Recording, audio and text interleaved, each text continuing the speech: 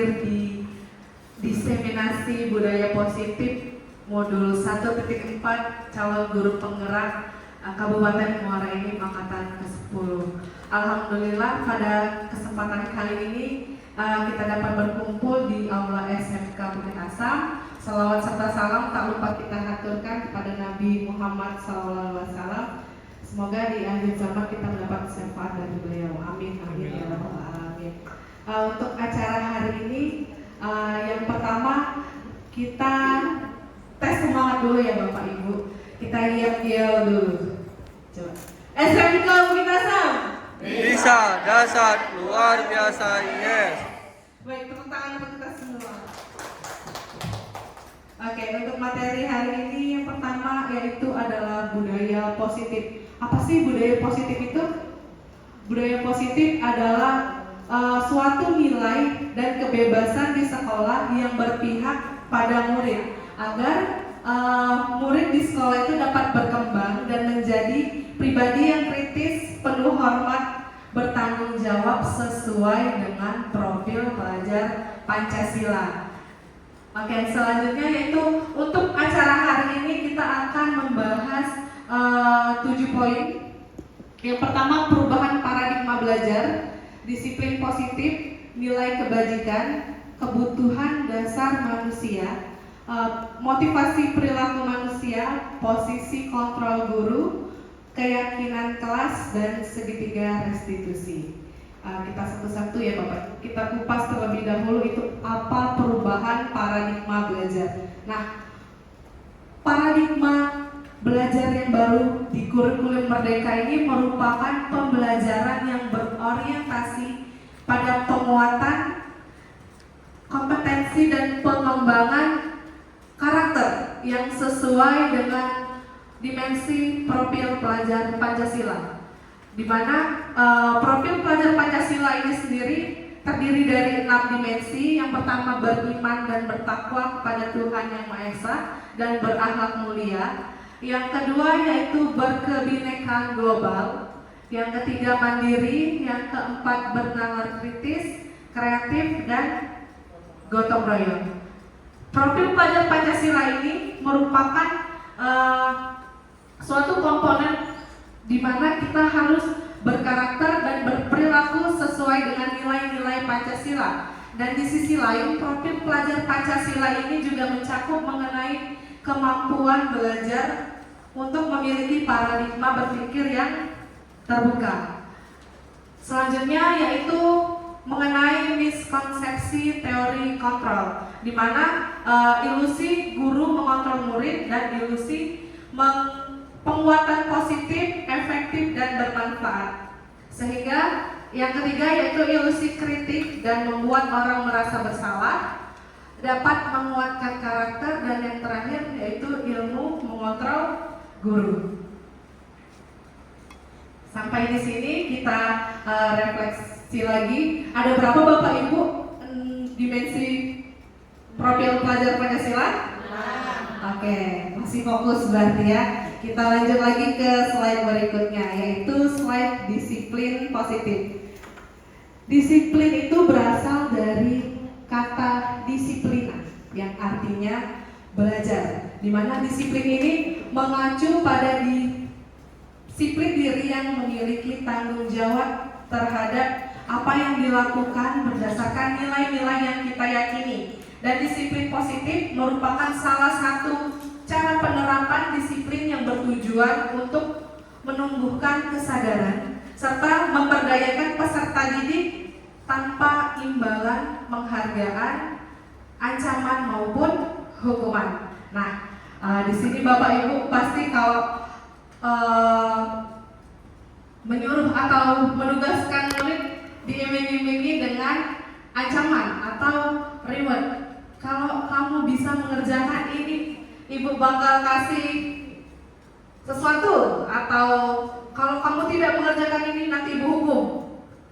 Pasti seringkali kita sebagai guru memberikan suatu berupa penghargaan maupun ancaman maupun hukuman. Nah, di sini sebagai pendidik tujuannya kita untuk menciptakan peserta didik yang memiliki disiplin diri sehingga mereka berperilaku yang mengacu kepada nilai-nilai kebajikan universal dan memiliki motivasi intrinsik dalam perubahan perilaku ke arah yang lebih baik. Nah, kalau kita tadi murid bersemangat atau murid berprestasi karena suatu penghargaan, nah itu belum termasuk yang namanya motivasi intrinsik. Karena motivasi intrinsik itu berasal dari diri murid itu sendiri, bukan karena kita mau kasih penghargaan atau kalau murid tidak melakukan itu kita kasih hukuman. Nah itu bukan yang namanya motivasi intrinsik. Oke, selanjutnya yaitu nilai-nilai kebajikan. Nilai-nilai kebajikan ini merupakan nilai yang disepakati bersama, terlepas dari suku, bangsa, agama, bahasa, maupun latar belakangnya. Contoh-contoh nilai kebajikan institusi atau organisasi yang pertama itu contohnya di profil pelajar Pancasila: beriman, bertakwa kepada Tuhan Yang Maha Esa dan berakhlak mulia, berkebinekaan global, gotong royong, mandiri, kreatif, dan bernalar kritis. Nah, ini termasuk profil pelajar Pancasila yang saat ini kita gaung-gaungkan di dalam kurikulum Merdeka. Nilai selanjutnya yaitu Ibo Primary Years Program atau PYP, di mana nilai-nilai yang termasuk di dalam PYP ini toleransi, rasa hormat, integritas, mandiri, menghargai, antusias, empati, keingintahuan, kreatif, kerjasama, percaya diri, dan komitmen. Contoh nilai kebajikan selanjutnya yaitu keterampilan hidup atau life skill, di mana life skill ini dapat dipercaya, lurus hati, pendengaran yang aktif, tidak merendahkan orang lain, dan tidak memberikan yang terbaik dari diri kita sendiri. Itu merupakan contoh nilai-nilai kebajikan. Oke, yang selanjutnya yaitu motivasi perilaku manusia. Sebelumnya sudah saya singgung-singgung tadi. Salah satunya yaitu motivasi internal atau motivasi intrinsik, di mana untuk menjadi orang yang mereka inginkan dan menghargai diri sendiri dengan nilai-nilai yang mereka percaya. Bukan dari motivasi eksternal, yaitu untuk menghindari ketidaknyamanan atau hukuman yang nantinya akan diberikan oleh Bapak Ibu Guru. Dan selanjutnya motivasi eksternal ini untuk mendapatkan imbalan penghargaan dari orang lain. Oke, selanjutnya masih di motivasi perilaku manusia. Motivasi perilaku internal ini di mana untuk menjadi orang yang mereka inginkan dan menghargai diri sendiri dengan nilai-nilai percaya orang lain, maka motivasi ini itulah yang harus diterapkan, karena agar kita menghindari yang namanya pemberian hukuman dan penghargaan yang berlebih kepada siswa, seperti itu. Dan motivasi internal atau motivasi intrinsik ini harus muncul dari diri siswa itu sendiri.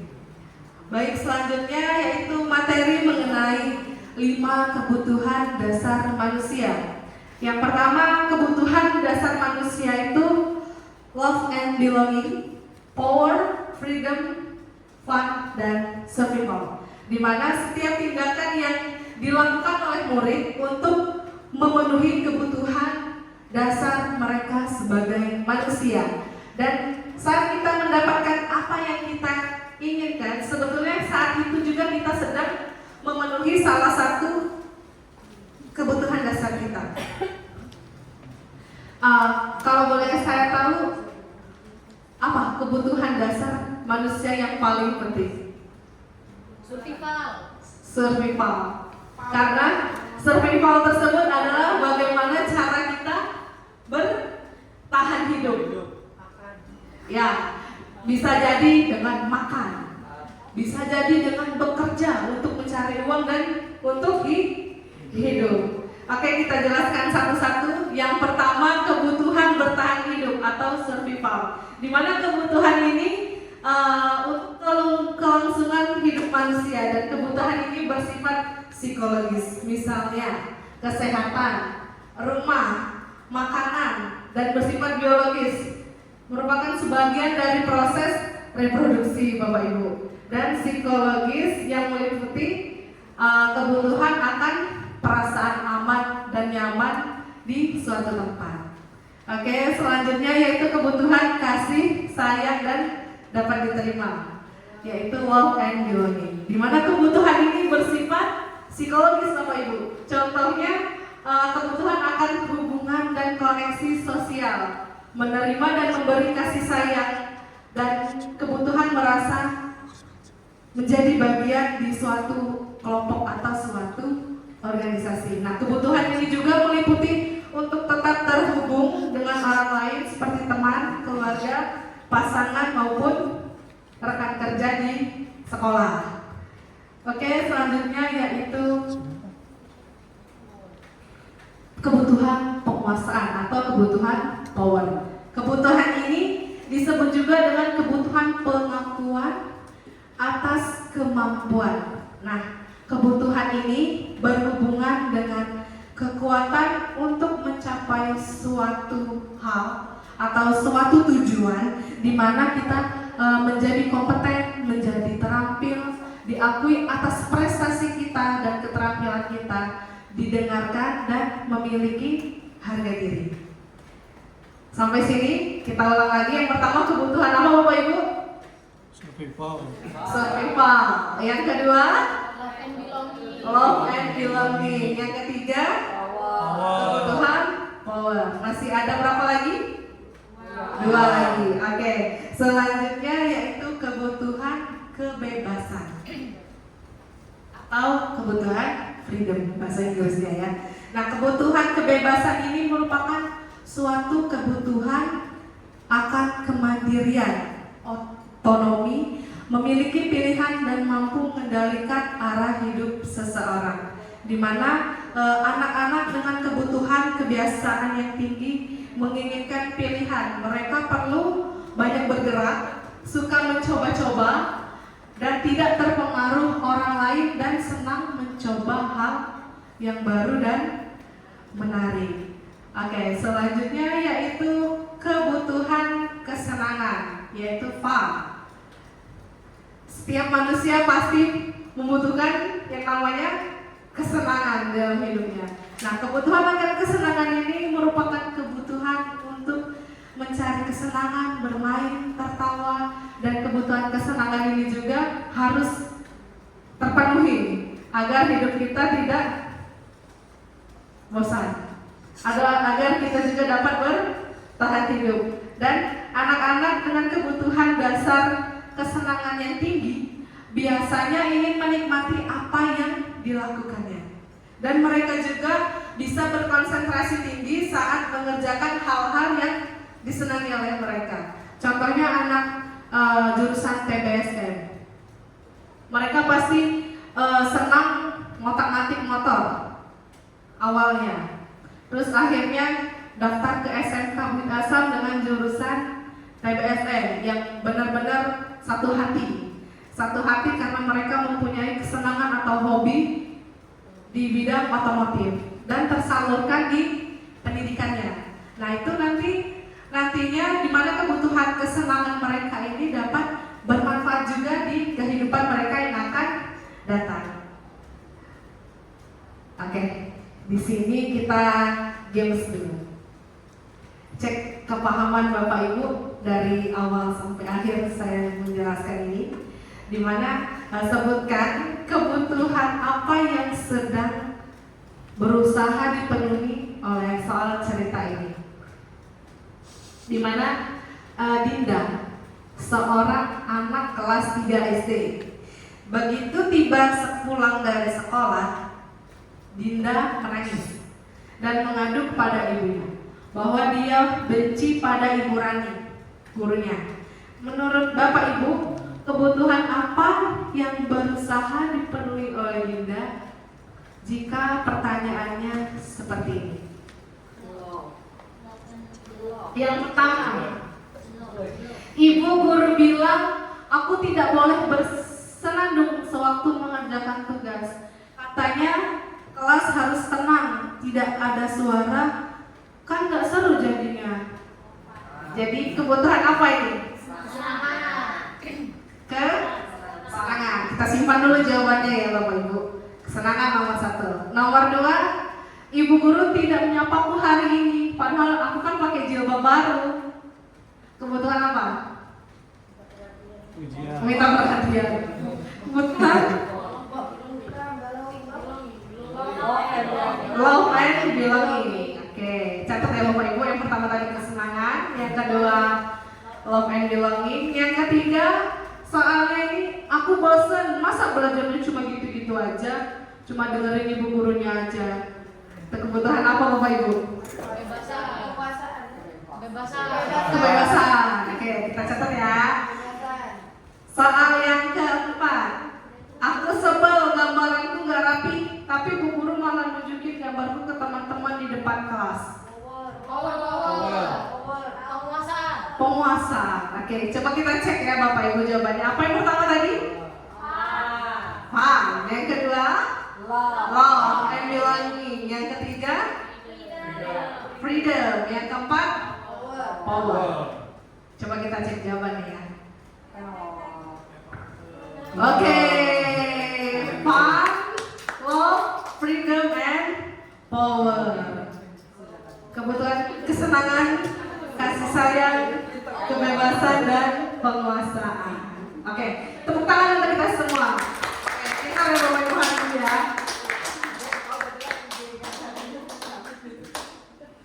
Oke, kita masuk materi selanjutnya, yaitu 5 posisi kontrol. Jadi di dalam sebagai seorang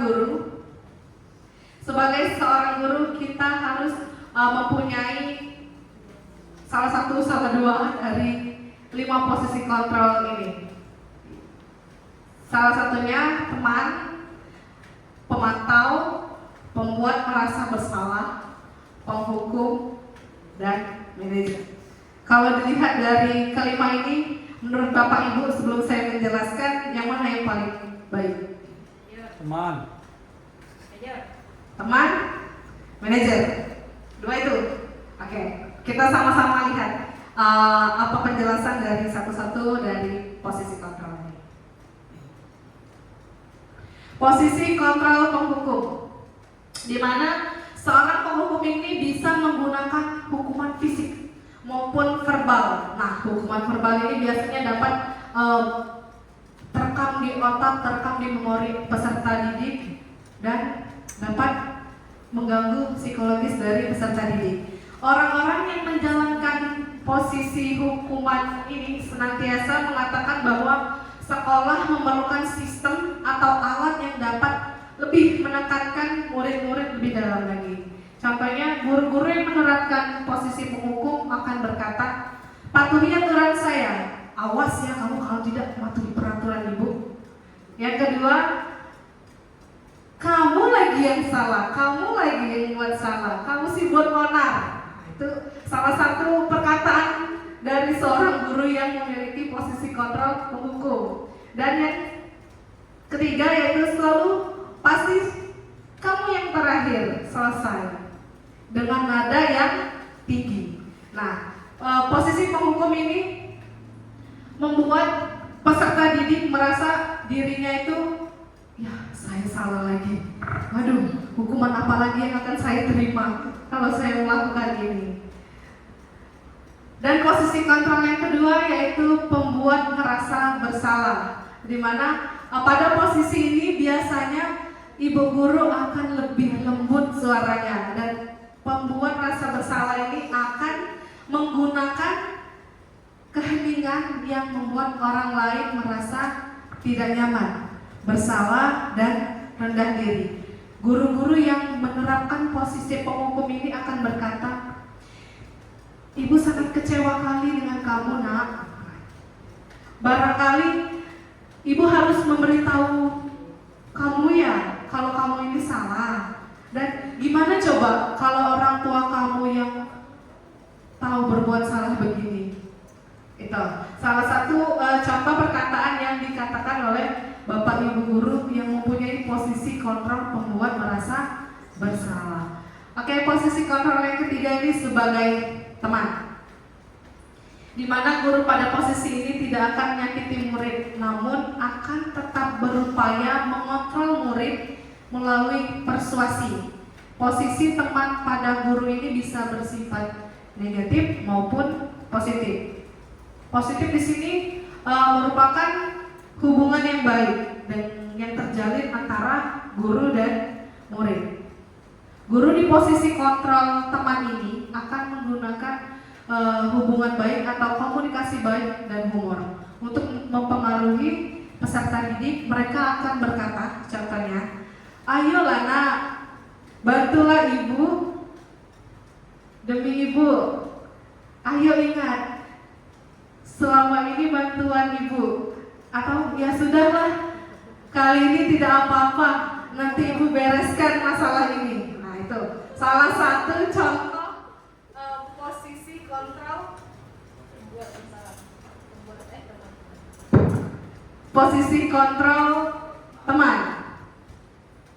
Posisi kontrol selanjutnya yaitu pemantau. Nah, posisi kontrol pemantau ini berarti mengawasi. Pada saat kita mengawasi, kita bertanggung jawab atas perilaku orang-orang yang kita awasi. Dalam hal ini adalah murid yang kita awasi. Posisi pemantau ini berdasarkan pada peraturan-peraturan atau konsekuensi yang sudah ditetapkan oleh sekolah. Dalam hal ini kalau di sekolah kita yaitu buku tata tertib. Nah, ini harus ada peraturan-peraturan atau konsekuensi yang akan ditanggung oleh si murid jika melakukan kesalahan. Pertanyaan yang akan diajukan oleh seorang guru sebagai pemantau, peraturannya apa? Kamu sudah tahu kan peraturannya ini? Apa yang telah kamu lakukan dan sanksi apa atau konsekuensi apa yang akan kamu lakukan karena kamu telah membuat masalah. Nah, ini merupakan salah satu pernyataan atau kalimat yang akan biasanya dilontarkan oleh posisi seorang guru dengan pemantau.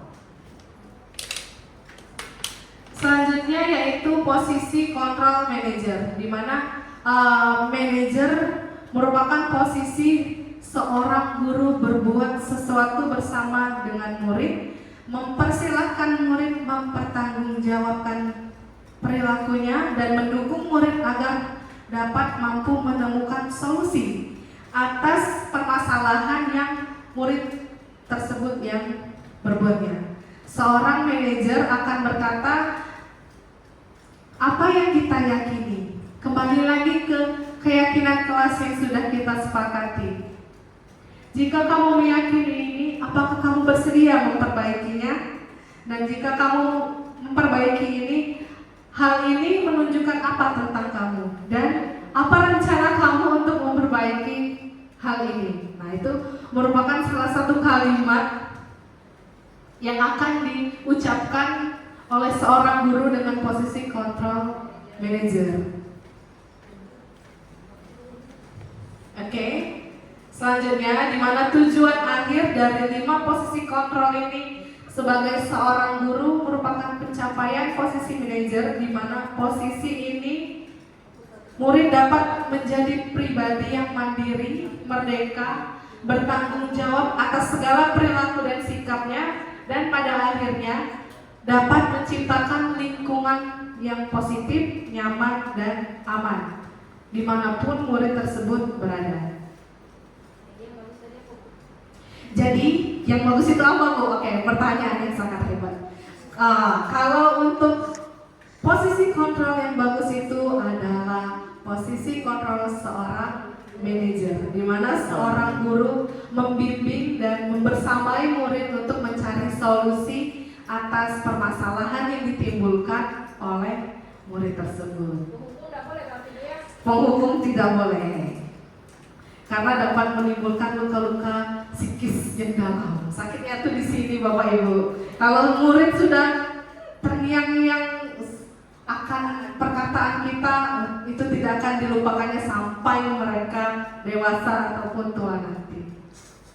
Oke, berikut merupakan, kita lihat dulu video ini. Ini adalah contoh 5 posisi kontrol seorang guru.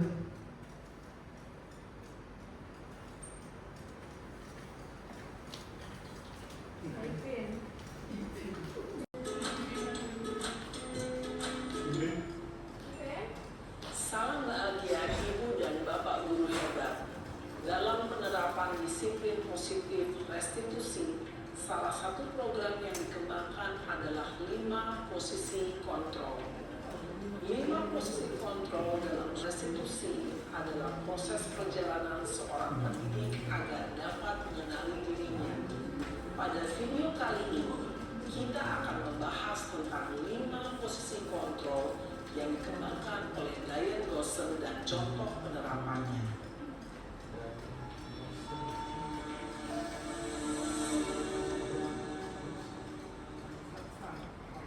Lima posisi kontrol itu adalah 1. Posisi penghukum. 2. Posisi membuat merasa bersalah. 3. Posisi teman. 4. Posisi pemantau atau monitor. Dan 5. Posisi manajer. Untuk lebih memahami kelima posisi tersebut, mari kita saksikan kasus Naren yang terlambat hadir 20 menit di sekolah dan melihat bagaimana kelima posisi kontrol dalam menghadapi masalah tersebut.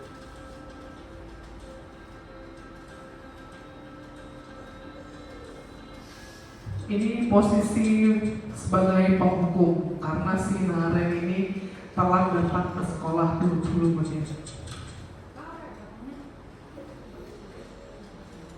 Naren! Sini kamu!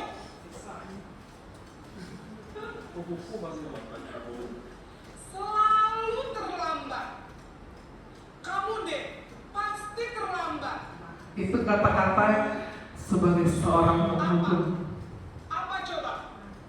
Alasan kamu apa lagi? Kapan sih kamu tidak terlambat?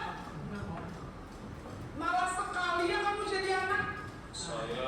Kalimat malas sekali kamu jadi anak itu akan membekas di psikis anak tersebut, Bapak Ibu. Sana, kamu keliling lapangan basket 2 kali. Kenapa saya harus ke lapangan basket, Bu? Kenapa? Kamu melawan ibu. Berani-beraninya jawab. Sudah terlambat, masih berani jawab pula. Sekarang, keliling lapangan basket 5 kali sekalian. Biar kapok. Cepat. Pergi sana ke lapangan basket. Posisi penghukum biasanya berbicara dengan nada tinggi, menghardik, menunjuk-nunjuk, menyakiti, dan menyindir. Hukuman bisa berupa fisik maupun psikis. Ibu dan Bapak Guru hebat, dampak yang terjadi pada murid ketika guru berada pada posisi penghukum adalah murid cenderung akan memberontak, bahkan menyimpan dendam.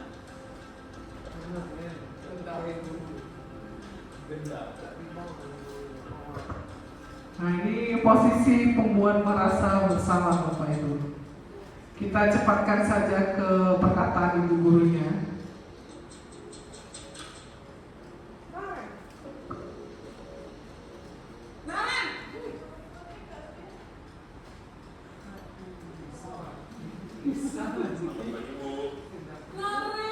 Naren. Kamu kenapa terlambat lagi, nak? Ya Tuhan, Naren. Kamu senang ya bikin ibu susah ya?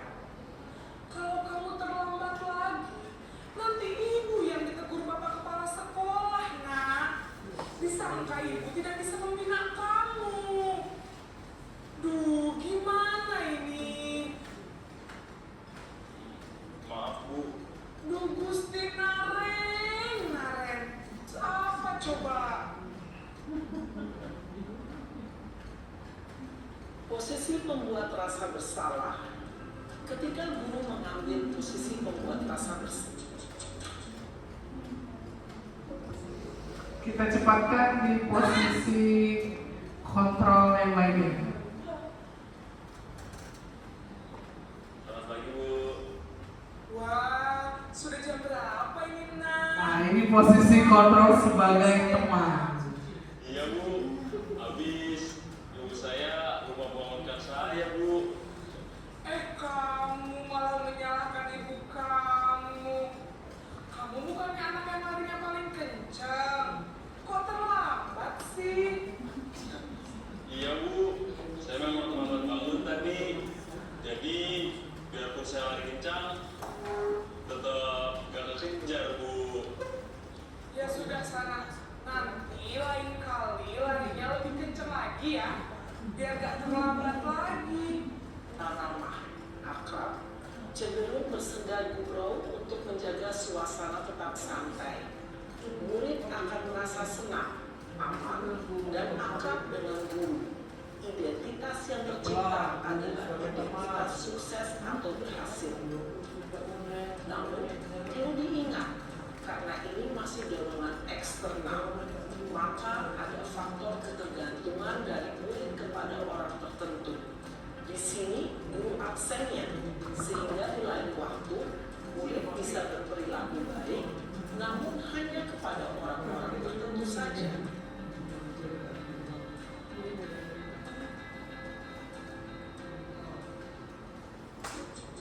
Ini posisi pemantau.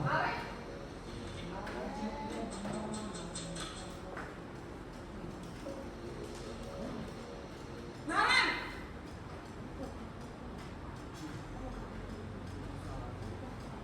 Selamat pagi Bu. Naren, apa peraturan sekolah kita tentang jam berapa kita harus masuk sekolah, Nak? Kita harus di sekolah. Pada posisi pemantau ini, Bapak Ibu gurunya menanyakan peraturan yang sudah disepakati atau dituangkan di dalam tata tertib Saya harus sekolah. tinggal kelas. Nah, konsekuensinya demikian. Jadi nanti jam 9.30 kamu harus tinggal di kelas, kerjakan tugas tambahan untuk ketertinggalan kamu, ya? Baik Bu. Posisi pemantau mengandalkan penghitungan atau data untuk mengontrol murid. Guru mengarahkan murid berdasarkan peraturan dan konsekuensi.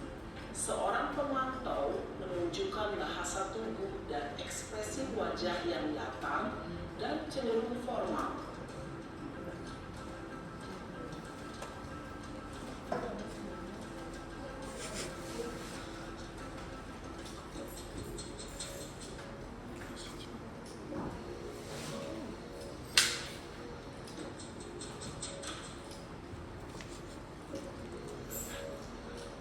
Naren!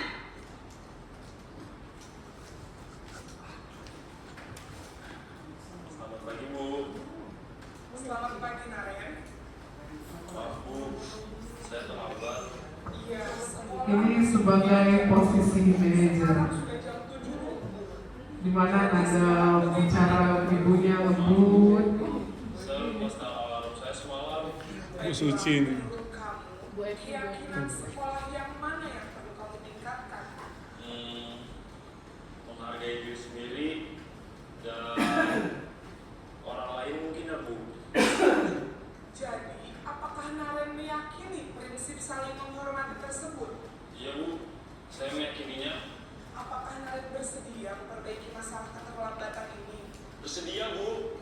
Bagaimana kamu akan memperbaiki masalah keterlambatan ini? Ini gurunya menanyakan solusi atas permasalahan yang dihadapi oleh muridnya. Ada orang yang kira-kira bisa bantu mengingatkannya? Ada Bu, kakak saya, Kak Emma. Ada lagi selain Kak Emma? Selain Kak Emma, ada ibu saya. Baik, jadi yang mengingatkan Naren adalah Kak Emma dan ibu kamu ya? Kira-kira akan mulai setel alarm kapan nih, Naren? Setelah pulang sekolah, akan segera saya lakukan. Baik, jadi Naren akan setel alarm untuk bangun besok pagi dan akan diingatkan oleh kakak dan ibunda Naren ya. Ada lagi yang mungkin perlu dilakukan, Naren, agar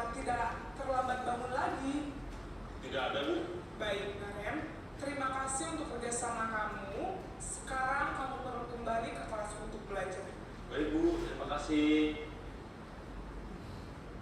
Posisi manajer adalah posisi kontrol yang disarankan untuk membimbing murid memiliki sikap disiplin yang positif, yaitu murid yang mandiri, bertanggung jawab, dan dapat memecahkan masalah. Tujuan dari posisi ini adalah agar murid dapat berefleksi atas tindakannya. Guru akan dengan tulus memberikan pertanyaan-pertanyaan bermakna, sehingga membuat murid dapat belajar dari kesalahannya dan mencari sebuah solusi untuk menyelesaikannya. Ibu dan Bapak guru hebat, setelah mengamati adegan kelima posisi kontrol tadi, Nah, setelah Bapak Ibu mengamati video 5 posisi kontrol tadi, kira-kira posisi kontrol guru yang mana yang ideal menurut Bapak Ibu? Manajer. Karena sebagai seorang guru kita membimbing murid untuk mencari solusi atas permasalahan dari yang dilakukan oleh murid tersebut. Kita lanjut ya Bapak Ibu, karena slide-nya masih ada sekitar 35 lagi. Wah, tidak. Sekitar 20 lagi Bapak Ibu. Oke.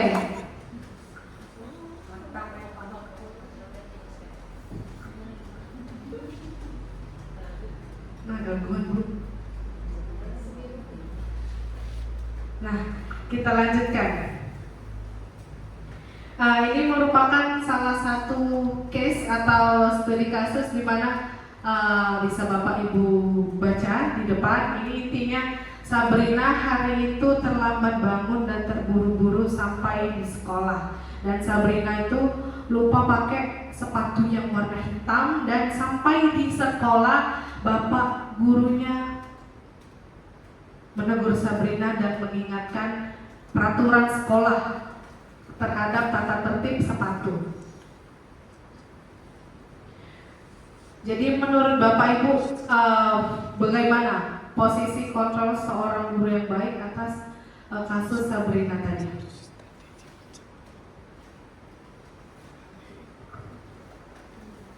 Tadi ada kasus Sabrina terlambat datang ke sekolah dan sepatunya tidak warna hitam. Sedangkan di peraturan sekolah kita atau peraturan sekolah itu sepatu itu harus hitam. Jadi menurut Bapak itu posisi kontrol yang mana yang bagus dan apa yang harus dilakukan oleh si Bapak guru? Posisi kontrol manajer. Coba bagaimana salah satu contoh kalimat yang akan diucapkan oleh Bapak guru atau Ibu sebagai guru dengan posisi kontrol manajer? Guru, Ya. Ibu guru, boleh? Sebagai manajer? Oke, baik Ibu Sinta. Jadi contohnya Bapak Ibu ya, kalau benar. Jadi misalnya saya ibu gurunya, gitu. Jadi si anaknya tadi telat. Coba Sabrina, bener nggak sepatu yang kamu pakai sesuai nggak sama peraturan di sekolah kita? Nanti kan jawab Sabrinanya ya. Sabrina ini. Sabrinanya. Maaf Ibu, saya salah menggunakan sepatu karena terburu-buru. Menurut kamu bener nggak kamu pakai sepatu warna coklat itu? Salah Bu. Sesuai nggak Sabrina sama kesepakatan kita, sama keyakinan kelas kita? Tidak Bu. Kamu tahu nilai apa yang sudah kamu langgar Sabrina? Nilai disiplin Bu. Ya bagus, kamu tidak disiplin. Jadi apa yang harus kamu lakukan supaya kamu tidak melakukan perbuatan itu lagi? Saya akan bangun lebih pagi dan mengingat kembali sepatu apa yang akan saya gunakan Bu. Bagus, itu solusi yang tepat. Semoga kamu bisa melaksanakan apa yang sudah kamu yakinkan di Sabrina ya. Sekarang silakan masuk ke kelas. Terima kasih Bu. Terima kasih Bu Sinta. Itu merupakan salah satu dialog antara Ibu guru dan Sabrina yang membuat kesalahan. Oke, kita beri tepuk tangan untuk Bu Sinta. lanjut ya Bapak Ibu. Nah, mengapa keyakinan kelas ini penting? Kenapa tidak peraturan kelas saja? Karena peraturan kelas ini mengacu pada aturan yang ditetapkan oleh guru dan staf untuk mengatur perilaku dan interaksi di dalam kelas dengan tujuan untuk mencapai lingkungan belajar yang aman, terstruktur, dan produktif. Sementara itu kalau yang namanya keyakinan kelas adalah pandangan nilai-nilai dan sikap yang dimiliki oleh anggota kelas, di mana anggota kelas di sini murid dan guru yang merupakan landasan guru untuk membangun hubungan yang lebih kuat dengan murid. Nah, selanjutnya dalam pembuatan keyakinan kelas ini hendaknya semua warga kelas ikut berkontribusi dan mudah dipahami serta diingat dalam bentuk kalimat yang positif. Keyakinan kelas ini harus bersifat nilai-nilai kebajikan yang dapat diterima dan dapat diterapkan di lingkungan kelas tanpa merasa terbebani. Ini merupakan contoh keyakinan kelas 10 GP di mana salah satunya yaitu datang atau hadir di kelas tepat waktu pada saat jam pelajaran. Nah, ini kalimatnya harus berbentuk positif, jangan kalimat yang mengandung kata jangan, larangan, atau tidak boleh. Nah, itu tidak dianjurkan digunakan dalam pembuatan keyakinan kelas. Contohnya, jangan membuang sampah sembarangan. Nah, itu tidak boleh dituliskan di dalam keyakinan kelas karena keyakinan kelas tadi harus bersifat positif. Jadi harus menggunakan untuk mengganti kata jangan atau tidak tadi, kita harus menciptakan lingkungan atau suasana kelas yang bersih. Nah, itu kan sama saja Bapak Ibu artinya dengan jangan membuang sampah sembarangan di dalam kelas. Oke, selanjutnya yaitu materi segitiga restitusi. Apa sih segitiga restitusi ini? Segitiga restitusi ini adalah suatu tahapan untuk menyelesaikan masalah. Yang pertama, segitiga restitusi tahapannya menstabilkan identitas, yang kedua validasi tindakan yang salah, dan yang ketiga yaitu menanyakan keyakinan. Nah, pada saat menstabilkan identitas, tiap orang pasti pernah melakukan kesalahan atau kamu bukan satu-satunya yang pernah melakukan ini. Nah, itu merupakan kalimat yang tertera di dalam menstabilkan identitas. Oke, selanjutnya yaitu kalimat yang mendukung validasi tindakan yang salah. Contohnya, adakah cara yang lebih efektif untuk mendapatkan apa yang kamu butuhkan? Dan kamu tentu punya alasan mengapa kamu melakukan itu. Nah, itu merupakan contoh kalimat pada tahapan validasi tindakan yang salah. Oke, selanjutnya untuk kalimat di dalam tahapan menanyakan keyakinan itu, keyakinan kelas apa yang telah kita sepakati? Kamu ingin menjadi orang yang seperti apa? Nah, itu salah satu contoh kalimatnya. Nah, segitiga restitusi ini merupakan proses menciptakan kondisi bagi peserta didik untuk memperbaiki kesalahan yang telah peserta didik lakukan, sehingga murid tersebut atau peserta didik tersebut bisa kembali pada kelompok mereka dengan karakter yang lebih kuat. Itu menurut Gosen tahun 2004. Tadi sudah kita jelaskan langkah-langkah dalam segitiga restitusi. Yang pertama, menstabilkan identitas. Nah, pada saat ini bertujuan untuk mengubah dari orang yang gagal karena berbuat kesalahan dan akan menjadi orang yang sukses. Anak yang melanggar peraturan karena ingin mencari perhatian adalah anak yang sedang mengalami kegagalan dan dia untuk memenuhi kebutuhan dasarnya, namun ada benturan. Kalau kita mengkritik dia, maka dia akan tetap membuatnya dalam keadaan bersalah. Dan pada saat kondisi emosional, otak kita tidak akan mampu berpikir rasional. Dan pada tahap inilah, sebagai seorang guru, kita berupaya menstabilkan identitas anak sehingga bisa lebih tenang dalam mencari solusi untuk menyelesaikan permasalahan yang dihadapi. Oke, selanjutnya tahapan validasi tindakan yang salah.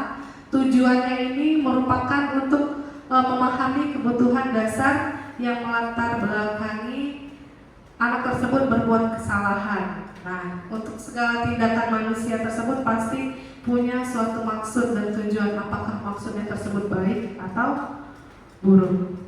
Oke, sisi selanjutnya yaitu menanyakan keyakinan. Pada langkah ini, teori kontrol berpendapat bahwa manusia termotivasi secara internal dan mereka juga akan berpindah menjadi orang yang mereka inginkan. Seorang guru harus menanyakan tentang kehidupan ke depan atau bagaimana ke depannya anak tersebut, sehingga pada saat mereka sudah menemukan gambarannya, guru tersebut harus membantu siswa agar fokus pada gambaran di masa depannya. Di dalam segitiga restitusi, sebagai upaya-upaya yang dapat dilakukan dalam membangun budaya positif di sekolah, tentunya untuk mewujudkan hal ini membutuhkan yang namanya proses dan tidak bisa dilakukan dengan waktu yang singkat. Selain itu, proses ini juga membutuhkan keterlibatan di semua pemangku kepentingan. Oke, sampai di situ diseminasi saya hari ini. Mungkin ada pertanyaan dari Bapak Ibu.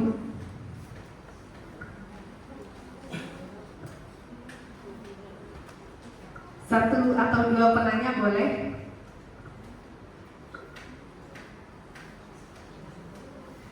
Sudah paham dari apa yang sudah saya jelaskan? Oke, boleh Ibu Dwi.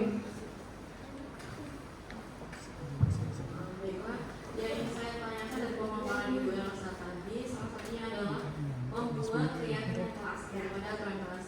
Terus itu 5 kontrol tadi, salah satunya adalah kita tidak boleh sebagai penghukum, lebih baik kita sebagai manajer.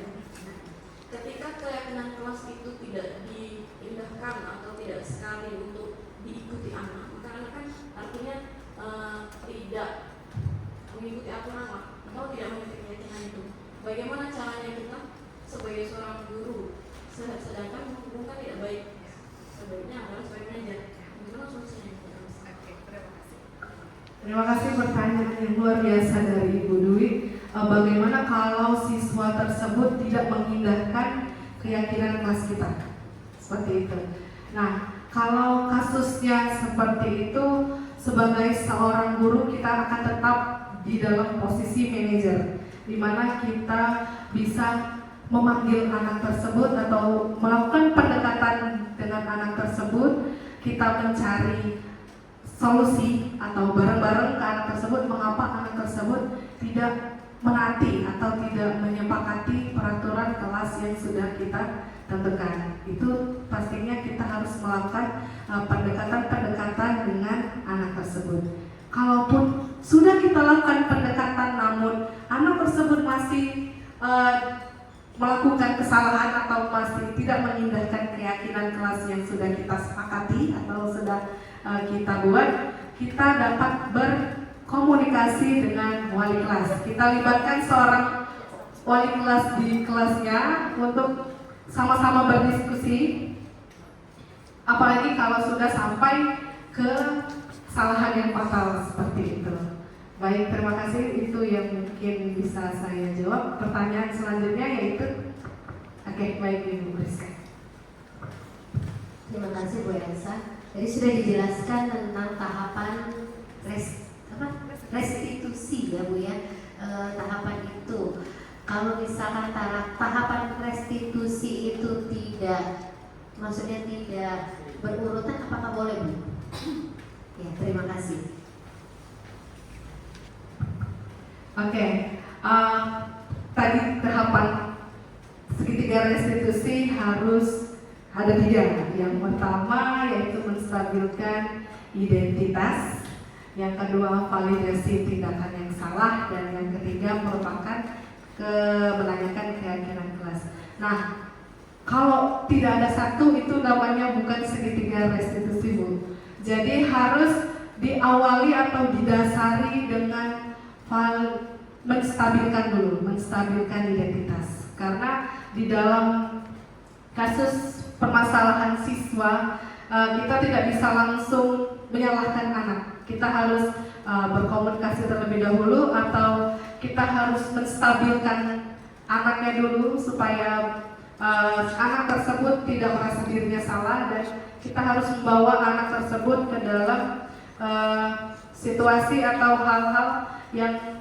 positif terlebih dahulu. Baru kita menanyakan apa kesalahannya, apa yang harusnya dilakukan, dan yang ketiga yaitu menanyakan keyakinan kelas dan bagaimana solusi yang bisa diterapkan atas masalah yang dia timbulkan, seperti itu. Jadi harus tiga segitiga restitusi, dari menstabilkan, validasi tindakan yang salah, dan menanyakan keyakinan kelas, seperti itu. Baik, ada lagi mungkin Bapak Ibu? Oke, baik Ibu Sinta. Wah, Ibu Sinta ini sangat aktif pada hari ini. Oke, misalnya Bu ya, lanjutan dari pertanyaan Ibu Priska tadi, misalkan terjadi pertengkaran nih antara dua anak, jadi si A si B bertengkar gitu Bu ya. Nah kemudian kan tahapan yang pertama dari segitiga restitusi tadi kita harus menstabilkan dulu identitas anak. Nah tapi ternyata anak ini mungkin masih sangat amarah Bu ya, jadi untuk menstabilkan emosinya tuh sulit. Bisa nggak kita menyelesaikan masalahnya itu dipending dulu kayak seminggu setelah mungkin emosinya mereda gitu? Itu aja Bu pertanyaan. Oke, terima kasih pertanyaannya Ibu Sinta. Bagaimana untuk kita pending dulu masalah ini? Oke, benar Bu. Tidak apa-apa. Tidak harus hari itu selesai dan hari itu dapat solusinya. Kita bisa melihat situasi dan kondisi anak terlebih dahulu. Karena kalau masih anak itu amarah, kita akan mengalami kesulitan dalam yang namanya menstabilkan identitas anak tersebut. Jadi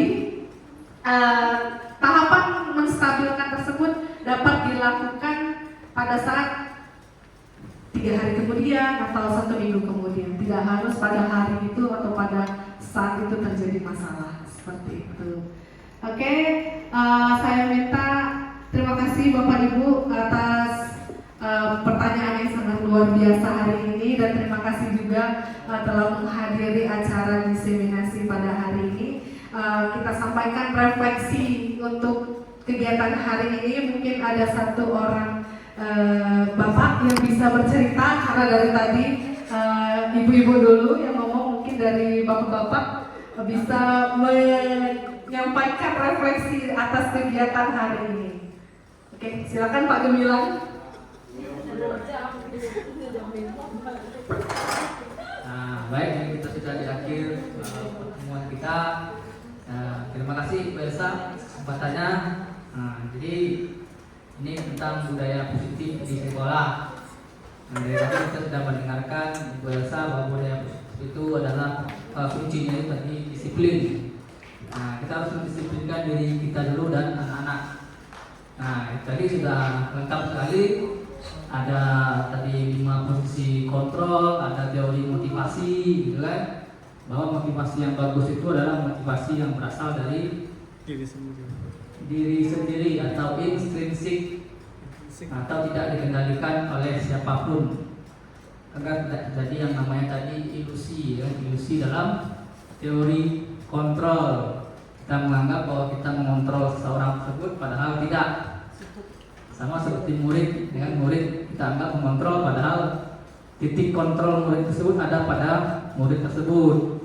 Nah, tadi kita sudah mendengar juga ada 5 posisi kontrol, ada penghukum, pembuat merasa bersalah, teman, pemantau, dan manajer. Dan yang paling baik itu adalah posisi sebagai manajer. Nah, dan untuk menjalankan posisi sebagai manajer itu ada yang namanya istilah tadi namanya restitusi. Nah, yang diibaratkan dengan sebuah segitiga. Dan prosesnya adalah sebuah pencarian solusi, bukan mencari siapa yang salah dan siapa yang benar. Nah, jadi ujung dari restitusi itu adalah sebuah solusi. Jadi kalau belum mendapatkan solusi berarti restitusinya tidak berhasil. Nah, baik, mungkin itu saja refleksi dari saya untuk petang kali ini. Saya tutup. Assalamualaikum warahmatullahi wabarakatuh. Waalaikumsalam. Terima kasih Bapak Gemilang. Akhir kata untuk acara destinasi modul 1.4 budaya positif ini, saya ucapkan banyak terima kasih pada Bapak Ibu yang telah meluangkan waktu. Saya tutup dan saya mohon maaf sebelumnya. Wabillahi taufiq wal hidayah. Wassalamualaikum warahmatullahi wabarakatuh. Waalaikumsalam.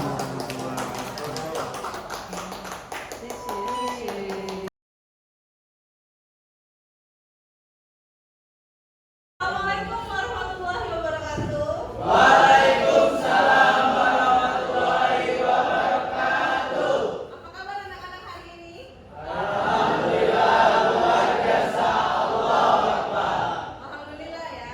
Nah, hari ini kita akan membuat yang namanya kesepakatan atau keyakinan kelas. Ada yang pernah dengar apa itu? Belum. Oke, kalau belum, Ibu jelasin dulu ya. Kesepakatan kelas itu adalah keyakinan kelas yang mirip-mirip sama peraturan kelas. Nah, kalau di sekolah pernah kita dengar yang namanya tata tertib? Ya. Ada kan kita buku tata tertib? Ada. Ada. Nah, di kelas juga harus mempunyai yang namanya keyakinan kelas atau kesepakatan kelas. Setuju? Setuju. Kenapa harus dibentuk keyakinan kelas atau kesepakatan kelas? Oke, benar. Karena dengan adanya keyakinan kelas, nantinya kalian akan bertanggung jawab atau meyakini hal-hal yang dinilai kalian itu baik dan nantinya bermanfaat untuk seperti yang dikatakan saya tadi, seperti keamanan kelas, ketertiban kelas, dan kenyamanan kalian berada di dalam kelas. Oke, stop dulu, lepas dulu. Nah, seperti apa contohnya keyakinan kelas itu? Ada yang pernah? Ada yang tahu? Angkat tangan? Belum. Oh, belum ya? Nah, baik. Contohnya itu misalnya kita membuat atau membentuk kesepakatan, misal antar teman kita harus saling apa? Harus saling menghargai. Antar teman dan antar sesama atau antar guru juga ya, bukan hanya guru yang mengajar atau guru wali kelas, semua guru yang ada di sekolah kita. Nah, keyakinan kelas ini menggunakan pernyataan atau kalimat yang bersifat positif. Jadi tidak ada kata-kata yang bersifat negatif. Contohnya, dilarang membuang sampah. Nah, itu kan kata dilarang atau kata jangan membuang sampah itu bernilai negatif. Karena ada kata jangan. Nah, untuk pernyataan atau keyakinan kelas kita ini harus menggunakan kalimat yang bersifat positif. Misalnya contohnya tetap menjaga kebersihan kelas. Nah, kalau seperti itu kalimatnya bersifat positif. Sampai di sini mengerti? Oke, sekarang kita akan membuat keyakinan kelas kita. Setuju? Nah, kalau gitu Ibu bagikan masing-masing kalian kertas satu ini. Kalian tulis keyakinan kelas apa atau kesepakatan kelas apa yang akan kalian inginkan di kelas ini. Baik?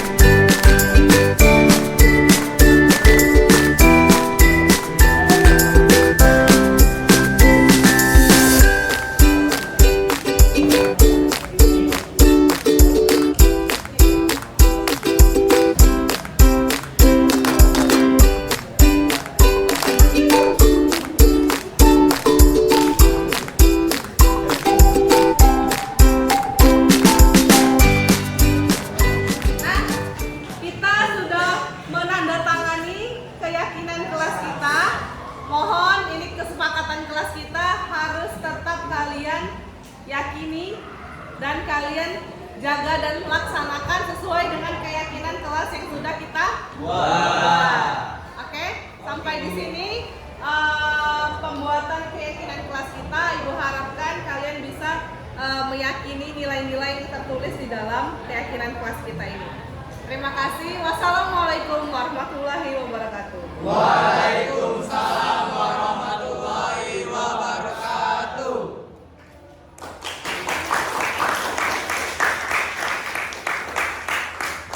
Keyakinan kelasnya kita tempel di sana ya. Malam.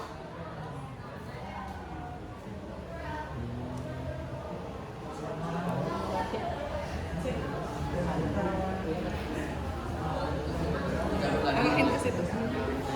Zoom deh.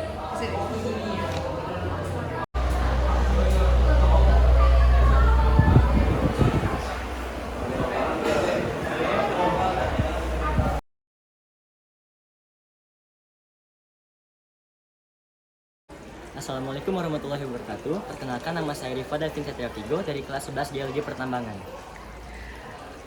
Bagaimana perasaan kamu setelah membuat keyakinan kelas? Perasaan saya sangat antusias dalam membuat keyakinan kelas. Seberapa penting keyakinan kelas bagi kamu? Sangat penting karena bisa membuat teman sekelas bisa lebih akrab dan menjaga nama baik kelas. Assalamualaikum warahmatullahi wabarakatuh. Perkenalkan, nama saya Regita Amelia Isman. Saya dari kelas 11 Geologi Pertambangan. Bagaimana perasaan kamu setelah membuat keyakinan kelas? Dengan adanya keyakinan kelas saat ini, saya sangat bangga dan saya harap dengan adanya keyakinan kelas ini siswa-siswi bisa saling menghargai antar sesama teman maupun guru. Assalamualaikum warahmatullahi wabarakatuh. Perkenalkan, nama saya Ronaldi Bangga dari kelas 11 Geologi Pertambangan. Bagaimana perasaan kamu setelah membuat keyakinan kelas? Tentunya dengan keyakinan kelas saya sangat senang karena di lingkungan kelas bisa menjadi lebih disiplin dan orang-orang di lingkungan kelas juga bisa menerapkan norma-norma di lingkungan kelas. Seberapa penting keyakinan kelas bagi kamu? Sangat penting sekali. Assalamualaikum warahmatullahi wabarakatuh. Perkenalkan, nama saya Dina Raudi Afifah dari kelas 11 Geologi Pertambangan. Bagaimana perasaan kamu setelah membuat keyakinan kelas? Perasaan saya adalah sangat senang dan sangat antusias serta enjoy dalam mengikuti pelajaran. Seberapa penting keyakinan kelas bagi kamu? Sangat penting karena bisa menjaga ketertiban kelas serta kedisiplinan lingkungan kelas. Saya akhiri, wassalamualaikum warahmatullahi wabarakatuh.